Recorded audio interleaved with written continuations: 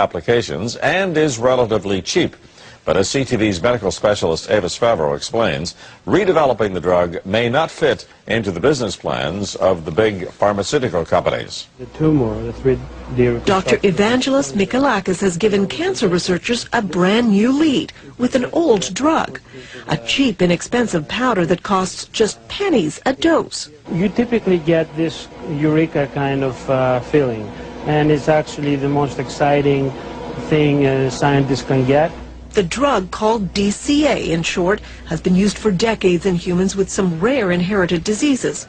When he added it to the water of mice and rats given human cancers, the results surprised him. And has this big tumor growing in his back. So you can see that even after 3 weeks there is a significant or 70% decrease in tumor size. It shrunk brain, breast, and lung tumors in the animals in a matter of weeks, and the drug had no side effects, confirmed by tests of DCA in humans for other diseases. This kind of results, to my mind, are as good as it gets.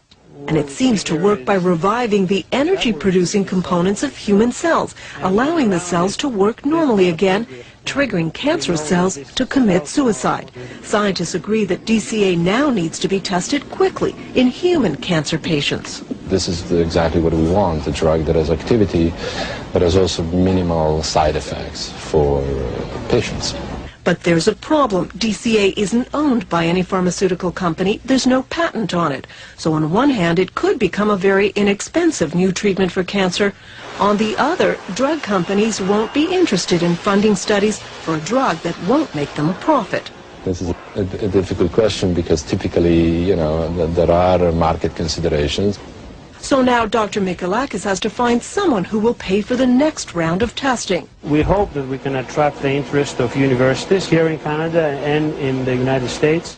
And he doesn't want to let the medical dream of a cheap, effective anti-cancer drug disappear, just because it might not make someone a lot of money.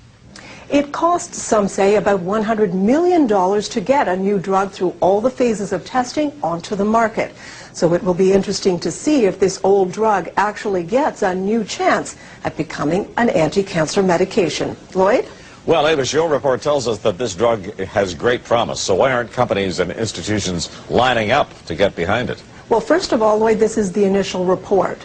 Secondly, because the drug isn't patented, it's an old drug, if someone invests in researching it, they're not going to make a profit because anyone can make it. So we'll have to see. There are some agencies, public agencies, government agencies that may give it funding, but that's still a question that will have to be answered.